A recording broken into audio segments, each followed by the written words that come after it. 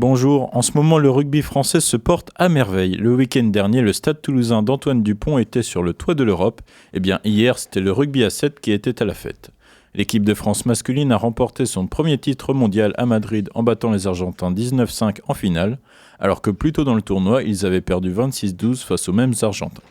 Hormis ce match, les Bleus ont gagné leurs 4 autres matchs du week-end. Une équipe renforcée par Antoine Dupont très décisif, qui gagne 2 titres majeurs en une semaine. De beaux résultats qui sont prometteurs à moins de 2 mois des Jeux Olympiques. Dans le même tournoi mais au niveau des féminines, les Bleues elles aussi peuvent viser une médaille aux Jeux. Elles sont allées jusqu'en finale, seulement elles n'ont pas réussi à battre leur bête noire, les Australiennes. Elles s'inclinent 26-7 malgré un magnifique parcours. On espère aussi bien voir bien mieux au JO. Maintenant, place au football. Si là aussi on approche des Jeux Olympiques avec une première pré-liste qui va être annoncée ce lundi à 11h par Thierry Henry, des clubs jouent encore. En France avait lieu le barrage retour Ligue 1 Ligue 2 ce dimanche entre Metz et Saint-Étienne. Les Stéphanois, club de Ligue 2, se sont imposés 2-1 chez eux jeudi et étaient en mission pour monter en Ligue 1 en concrétisant ce bon résultat au retour. Les Messins les attendaient de pied ferme et même si les Grenats ont pris un rouge à la 7e minute, ils menaient 2-1 jusqu'à la 35e et le but de Petro. Avec un 3-3 sur l'ensemble des 2 matchs, les 2 équipes sont allées en prolongation où la libération est venue de Wadji à la 117e. Les Verts, club historique de Ligue 1, retrouvent enfin la première division et accompagnent Auxerre et Angers dans ce retour.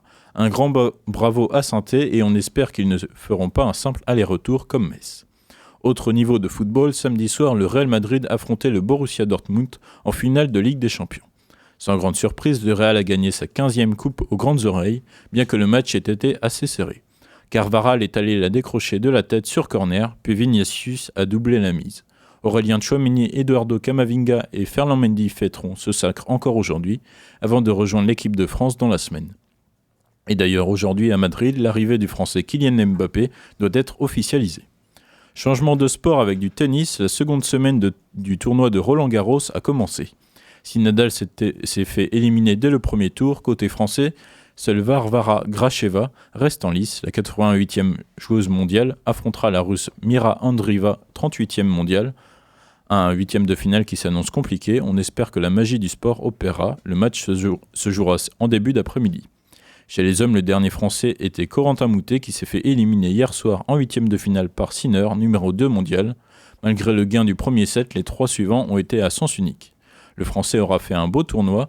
La seconde moitié des 8e de finale ont lieu aujourd'hui avec notamment Novak Djokovic.